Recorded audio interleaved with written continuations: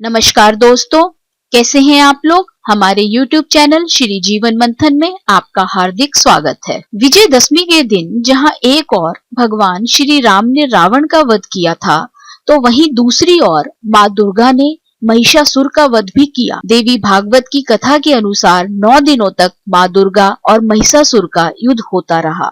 10वें दिन माँ दुर्गा ने भगवान शिव प्रदत्त त्रिशूल से महिषासुर का वध कर दिया था। इसी कारण माँ दुर्गा को महिषासुर मर्दिनी भी कहा जाता है। तो दोस्तों, आइए जानते हैं आखिर कौन था महिषासुर और महिषासुर को मारने के लिए क्यों लेना पड़ा था माँ दुर्गा को अवतार।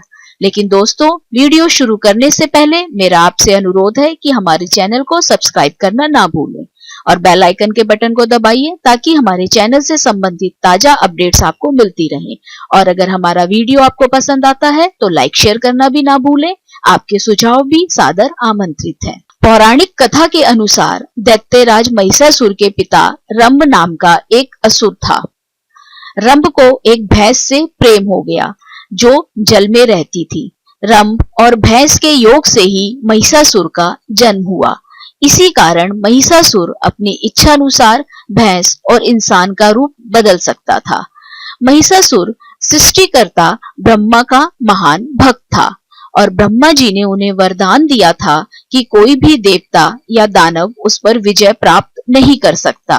ब्रह्मदेव से वरदान मिलने के बाद महिषासुर स्वर्ग लोक में उत्पात मचाने लगा। एक दिन महिषासुर ने स्वर्ग पर आक्रमण कर दिया।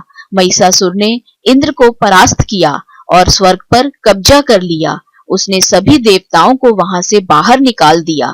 सभी देवगण इससे परेशान होकर त्रिमूर्ति ब्रह्मा, विष्णु और महेश के पास गए और अपनी समस्या बताई।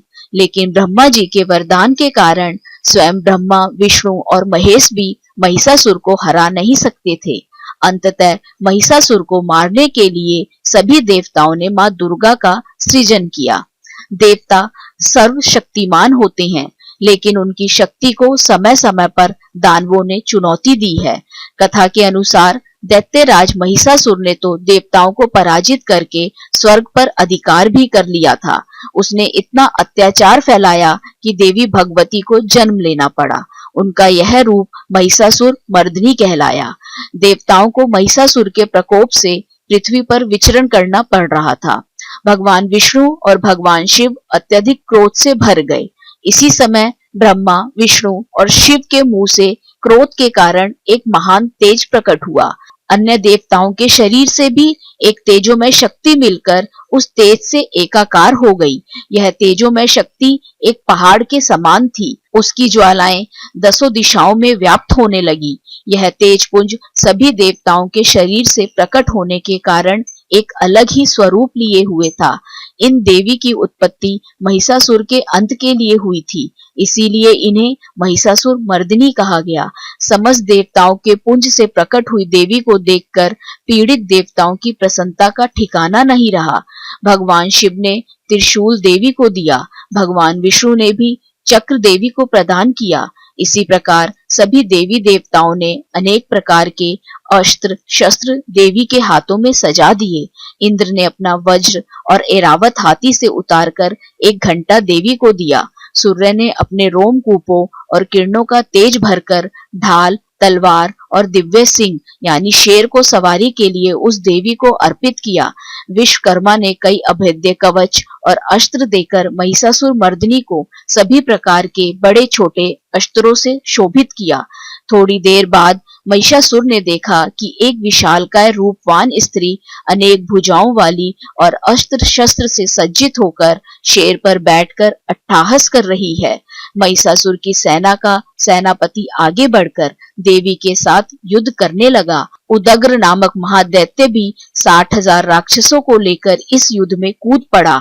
महानु नामक दैत्य 1 करोड़ सैनिकों के साथ, अशिलोमा दैत्य 5 करोड़ और वाशकल नामक राक्षस 60 लाख सैनिकों के साथ युद्ध में कूद पड़े। सारे देवता इस महायुद्ध को बड़े कौतूहल से देख रहे थे। दानवों के सभी अचूक अस्त्र शस्त्र देवी के सामने बोने साबित हो रहे थे, लेकिन देवी भगवती अपने शस्त्रों से राक्षसों की सेना को बींधने में लगी हुई थी।